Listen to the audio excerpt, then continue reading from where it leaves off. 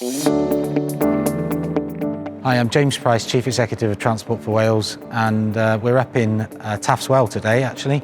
Very close, albeit you can't see it, to the new depot that is being built, but stood in front of a detailed mock-up, both outside and inside, of one of the new metro vehicles that in really quite a short time now will be operating and moving people all around South East Wales. At Transport for Wales, we're working with partners right across Wales on 3 different metro schemes.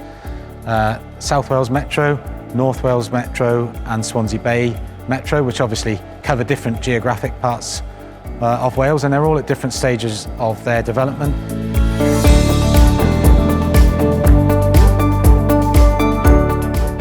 Hi, I'm Nathan Cartwright. I'm a commercial manager for Transport for Wales. It's extremely important to use local companies. It's a major infrastructure project. We sell to Wales to ensure that we're engaging people from all skill levels, all experience, everything from media, branding, right up to the people you see cutting the trees today. It's important to make sure everyone has fair opportunity to get involved in these works, and from all levels, all skills and experience.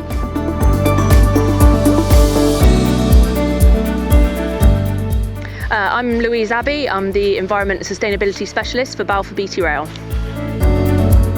I think the Metro is fantastic for South Wales. I think it's going to improve transport links really well. I think the local people are going to benefit quite a lot from it, and it's generally going to improve the lives of a lot of people.